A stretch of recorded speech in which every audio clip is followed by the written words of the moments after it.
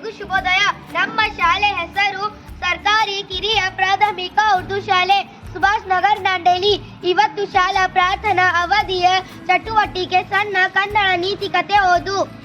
ಅಪಾಯದಿಂದ ಪಾರಾದ ಪಾರಿವಾಳಗಳು.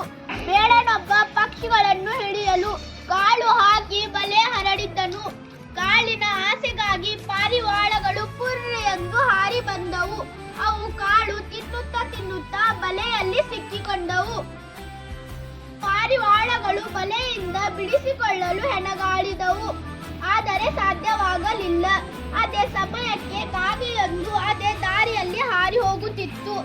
ಅದು ಬಲೆಗೆ ಸಿಕ್ಕಿಬಿದ್ದಿದ್ದ ಪಾರಿವಾಳಗಳನ್ನು ನೋಡಿ ಮರುಗಿತು. ಪಾರಿವಾಳಗಳು ಕಾಗೆಯ ಸಹಾಯ ಬೇಡಿದವು.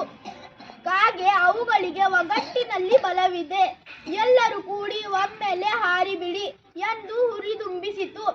ಪಾರಿವಾಳಗಳನ್ನು ಪ್ರಯತ್ನ ಮಾಡಿ ಒಮ್ಮೆಲೆ ಬಲೆ ಸಹಿತ ಮೇಲೆ ಹಾರಿದವು. ಪಾರಿವಾಳಗಳು ಬಲೆ ಸಹಿತ ಬೆಟ್ಟದ ಸಮೀಪ ಇಳಿದವು.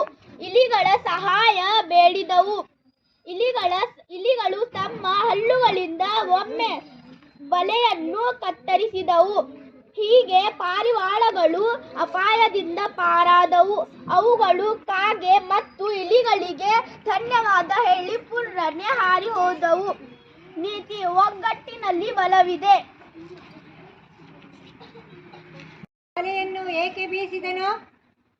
ಬೇಡನು ಪಾರಿವಾಳಗಳನ್ನು ಹಿಡಿಯಲು ಬಲೆ ಬೀಸಿದನು.